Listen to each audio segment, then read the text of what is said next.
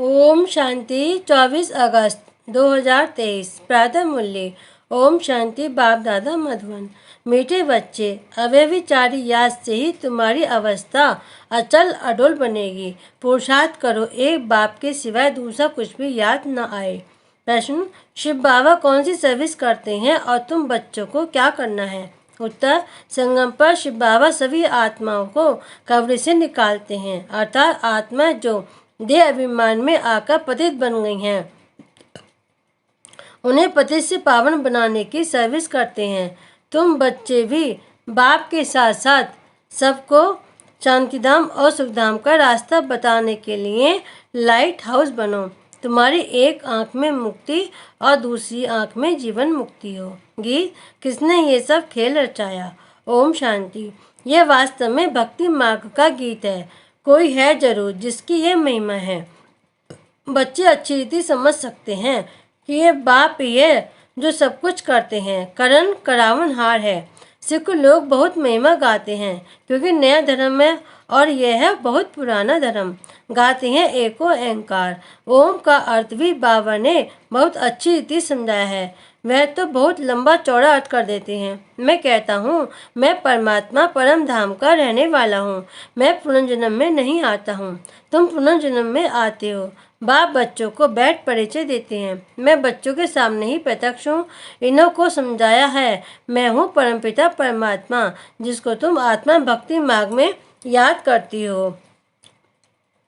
ओ God father, उनकी महिमा भी है पतित पावन रहम दिल लिबरेटर, उनको गाइड भी कहते हैं। यह पांडव सेना पंडा मुक्ति जीवन मुक्ति की राह बताता है। गाते भी है ना, नैया मेरी पाल लगाओ। बरवा परमात्मा को खेवैया भी कहते हैं, बागवान भी कहते हैं तुम कितने मस्त थे। सत्युग त्रेता में बेपरवाह बादशाह थे। कितने वैभव थे। श्रीनाथ द्वारे में कितने वैभव खिलाते हैं। पक्की रसोई बनाते हैं। जगन्नाथ के मंदिर में दाल चावल बनाते हैं। वह काले चित्र दिखाते हैं। अभी तुम सब काले हो। श्रीनाथ द्वारे में बहुत फर्स्ट क्लास चीज़ें बनती हैं। फिर जो श्रीनाथ को भोग लगाते हैं वह पुजारियों को मिलता है। वह फिर दुकान में बेचते हैं। उससे शरीर निर्वाह होता है। तुम बच्चे तो स्वर्ग के मालिक बनते हो। वहाँ तो वैभव तुम खाते हो। वह दास दासियाँ भी खाते हैं। 36 प्रकार के वैभव बनते हैं। इतने तो खा नहीं सकेंगे तो फिर दास दासियाँ खाते हैं, परंतु इसमें ही खुश नहीं होना है। राजधानी तो शाही बननी है। तुम वहाँ बहुत मौज में रहेंगे। वर्ल्ड ऑलमाइटी अथॉरिटी का स्थापन किया हुआ स्वर्ग का राज्य भाग्य तुम बच्चों को मिलता है। कहते हैं ज्ञान भक्ति वैराग्य। अब वैराग्य 2 प्रकार का होता है। सन्यासियों का है हद का वैराग्य। घरबार छोड़ जाकर जंगल में बैठते हैं। फिर वह गुप्त मदद करते हैं। भारत का बहुत फायदा करते हैं। जैसे विनाश के लिए कहा जाता है इनसे स्वर्ग के गेट खुलते हैं, वैसे ये भी पवित्रता की मदद करते हैं। इसे ड्रामा में उन्हों की महिमा है। बाप कहते हैं ये ज्ञान प्राय लोप हो जाता है तो उनका है हद का वैराग, तुम्हारा है बेहद का। तुम्हें बेहद का बाप वैराग्य दिलाते हैं। व्यस्त व्यवहार में रहते सिर्फ बुद्धि से भूलना है। यह तो पुराना शरीर है। अब 84 जन्म पूरे हुए। देह से देह के सब धर्मों सर्व संबंधों को भूलना है। अपने को देह ही समझना है। वह तो कह देते कि आत्मा निर्लेप है, कुछ भी खाओ पियो, लेप छेप नहीं लगता। अनेक मत मतांतर हैं। कैसी रस्म रिवाज है जिसने जो मत चलाई चल पड़ती है। जैसे यहाँ कोई आदि देव को महावीर कहते हैं, महावीर फिर हनुमान को भी कहते हैं। वास्तव में तुम सब महावीर महावीरनिया हो जो माया पर जीत पाते हो, श्रीमत पर पुरुषार्थ करते हो। तुमको अपनी अवस्था ऐसी रखनी जैसे अंगद को रावण हिला नहीं सका। तुम महावीरों को भी भल कितना भी माया का तूफान लगे परंतु हिलना नहीं है। यह अवस्था अभी नहीं होगी, पिछाड़ी में ऐसी अवस्था होनी है। कितने भी विकल्पों के तूफान आए लेकिन अडोल रहना है। अव्यभिचारी याद रहे और किसकी याद न आए। इसमें मेहनत बहुत करनी है। पिछाड़ी में ही अचल अडोल बनेंगे। अचल घर यादगार है ना, उसके ऊपर गुरु शिखर है। अभी तुम समझते हो ऊंच से ऊंच है शिव बाबा, वह रचयिता। पहले पहले क्या रचते हैं वह भी बुद्धि में रखना है। ऊंच से ऊंचा शिव बाबा फिर है ब्रह्मा विष्णु शंकर सूक्ष्म वतनवासी। विष्णु को 4 भुजाएं क्यों देते हैं? इससे ही प्रवृत्ति मार्ग सिद्ध होता है। तुम्हारा है प्रवृत्ति मार्ग। ब्रह्मा द्वारा स्थापना कराते हैं। ब्राह्मण धर्म में ऊंच से ऊंच, देवताओं से भी तुम ऊंच हो क्योंकि तुम सर्विस करते हो। दैवी धर्म की स्थापना कर फिर तुम विश्व के मालिक बनते हो। ऊंचते ऊंच है एक बाप, अथवा महिमा लायक एक ही शिव बाबा है, दूसरा न कोई। बर्थडे पर एक शिव बाबा का ही मुख्य है, बाकी तो कोई सर्विस नहीं करते। लक्ष्मी नारायण भी प्रारब्ध भोगते हैं। अभी तो सबकी कयामत का समय है। पहले पहले भक्ति भी शुरू होती है एक बाप की, वह व्यभिचारी भक्ति। अभी तो बिल्कुल व्यभिचारी बन गए हैं। तुम शिव बाबा से लेकर सभी के ऑक्यूपेशन को जानते हो। अभी तुम प्रैक्टिकल में बाबा के पास बैठे हो। जानते हो, हम फिर से भारत को स्वर्ग बना रहे हैं। जो बनाते हैं वही फिर राज्य करेंगे। फिर वही लक्ष्मी नारायण की डायनेस्टी चलती है, फिर राम की। अब उनकी क्या पूजा करें? उनको तो नीचे उतरना ही है। प्रारब्ध भोग पूरी की बस। तुम ही पूज्य से पुजारी बनते हो। तुम जानते हो कि भक्ति मार्ग में क्या होता है, 63 जन्म कैसे लेते हो।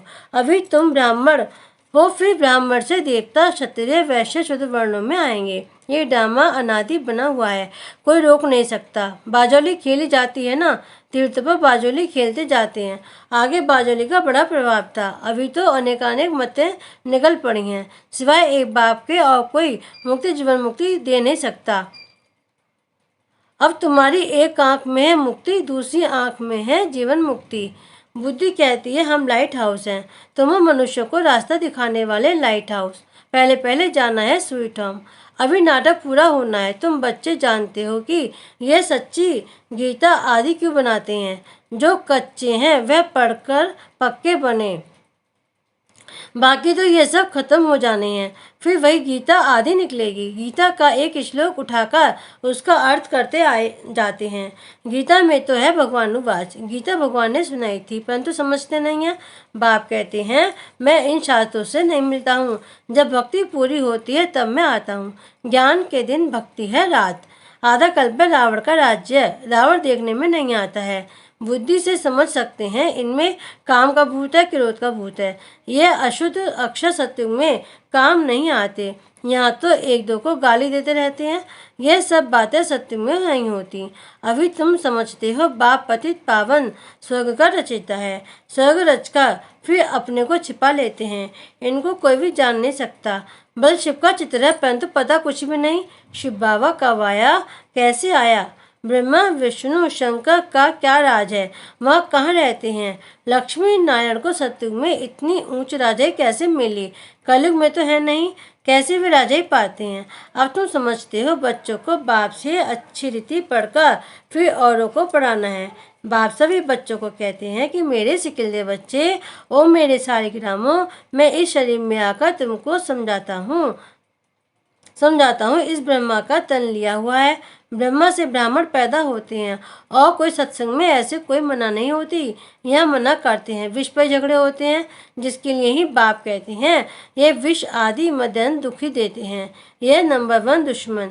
इस काम माशतु को जीतो जिससे तुमको आदि मध्यांत दुखी दिया है। इसलिए कहते हैं पतित पावन आओ। जानते हैं हम पतित हैं, तभी तो जाकर पावन के आगे माथा टेकते हैं। पवित्रता की कोशिश कर होती है, इसलिए उन्हों का मर्तबा रखते हैं। वह भी समझते हैं हमारे जैसा मुझ भारत में कोई है नहीं। उन्हों को भी तुम शक्तियों ने बाण मारे हैं। अगर स्थूल बाणों की बात होती तो ऐसे थोड़े कहते परमपिता ने बाण मरवाए हैं। यह ज्ञान के बाण। तुम्हें ब्रह्मा कुमारियाँ वह फिर ब्रह्म कुमारियाँ कह देती हैं। कहते हैं ब्रह्मी भगवान है। बाप कहते हैं ये तुम्हारा भ्रम है। अब तुम्हारे पास सन्यासी लोग भी बहुत आते हैं। बड़े बड़े सन्यासियों के पास जाते हैं, बोलते हैं महात्मा जी चलिए हम आपको भोजन खिलाएं। बहुत उनकी खातिरी करते हैं। पवित्रता की निशानी है ना। आजकल तो कई डाकू भी सन्यासी का वेश धारण कर लेते हैं। तुम तो बिल्कुल साफ हो और तुम राज भी ऋषि हो। अभी तुम ऊपर से नीचे तक समझ गए हो। जानते हो हम तो देवता लक्ष्मी नारायण का वन प्रारब्ध भोगते हैं। आधा कल बाद फिर जब अधर्म आते हैं तो लड़ाइयाँ आदि लगती हैं। ये भी सब ड्रामा में है। तुम मूल वतन, सूक्ष्म वतन, स्थूल वतन, षष्ठी के आदि मध्यंत को जानकर नॉलेजफुल बन गए हो। चक्र को भी जान लिया है चक्रवर्ती राजा बनने के लिए। भारत में डबल सिरताज राजा रानी ये लक्ष्मी नारायण ही थे। सिंगल ताज वाले उन्हों को नमन करते हैं। पवित्रता की ताकत ही सत्युग में वात्सल्य संपूर्ण निर्विकारी थे। गाते भी हैं संपूर्ण सवगुण संपन्न। ये क्यों गाते हैं? खुद पुजारी विकारी हैं। भात पारी सारा खेल है। डबल सिरताज और सिंगल सिरताज, अभी तो नो ताज। तुम सारे षष्ठी चक्र को समझ गए हो। क्रिएटर, डायरेक्टर, मुख्य एक्टर कौन है तुम अभी जानते हो, फिर तुम देवता बन जाएंगे। माया की जो कीचड़ लगी है वह धोई जाती है। बाप कहते हैं मैं धोबी हूँ, बड़े से बड़ा सुनार भी हूँ। तुम्हारे जेवर को अभी भट्टी में डालती हैं, तुम सच्चा जेवर बन जाएंगे। बाप बैरिस्टर है, तुमको 5 विकारों की जेल से छुड़ाते हैं, लिबरेट करते हैं। तुम रावण की जेल में हो, जेल से छुड़ाने के लिए वकालत सिखलाते हैं कि अपने को कैसे छुड़ाओ। बाप कहते हैं मैं अपना कार्य कर तुमको राज्य भाग्य दे, फिर मैं गुम हो जाऊंगा, तुम सुखी बन जाएंगे, तुम राजधानी ले लेंगे, फिर मैं वानप्रस्थ में बैठ जाऊंगा। अच्छा, सबसे भाग्यशाली कौन है? बाबा कहते हैं कन्या भाग्यशाली हैं। बाबा कहते हैं मैं तो अपना फर्ज पालन करता हूँ। तुम पतित दुखी हो, पुकारते हो तो बाप का फर्ज है बच्चों को मुक्ति, जीवन मुक्ति देना। ऐसा मुक्तिदाता और कोई नहीं। बाकी टाइटल वह लोग बहुत रखवाते हैं, परंतु हैं बिल्कुल रॉन्ग। मनुष्य की बिल्कुल ही विनाशकाली विपरीत बुद्धि है। तुम बच्चे बाबा बाबा कहते रहते हो, मनुष्य थोड़ी इस राज को समझेंगे, वह समझेंगे शायद इस बाबा को याद करते हैं। तुम बच्चे जानते हो कि अनेक बार बाबा ने हमको सर्व का मालिक बनाया है, यह ईश्वरीय जन्म। बाप कहते हैं सिर्फ एक मुझे याद करो, इसमें ही मेहनत है। अच्छा, मीठे मीठे सिकिलदे बच्चों प्रति माता पिता बाप दादा का याद प्यार और गुड मॉर्निंग। रूहानी बाप के रूहानी बच्चों को नमस्ते। हम रूहानी बच्चों के रूहानी बाप दादा को याद प्यार, गुड मॉर्निंग और नमस्ते नमस्ते नमस्ते। ओम शांति। धारणा के लिए मुख्य सार, बाप से अच्छी रीति पढ़कर औरों को पढ़ाना है। लाइट हाउस बन सबको मुक्ति, जीवन मुक्ति की राह दिखानी है। नंबर 2, एक बाप की अव्यभिचारी याद से अपनी अवस्था एक रस अचल अडोल बनानी है, महावीर बनना है। वरदान, अलौकिक रीति की लेन देन द्वारा सदा विशेषता संपन्न बनने वाले फ्राक दिल भव। जैसे किसी मेले में जाते हो तो पैसा देते और कोई चीज़ लेते हो, लेने से पहले देना होता है। तो इस रूहानी मेले में भी बाप से अथवा एक दूसरे कुछ न कुछ लेते हो, अर्थात स्वयं में धारण करते हो। जब कोई गुण अथवा विशेषता धारण करेंगे तो साधारणतः स्वतः खत्म हो जाएगी। खुद गुण को धारण करने से कमजोरी स्वतः समाप्त हो जाएगी।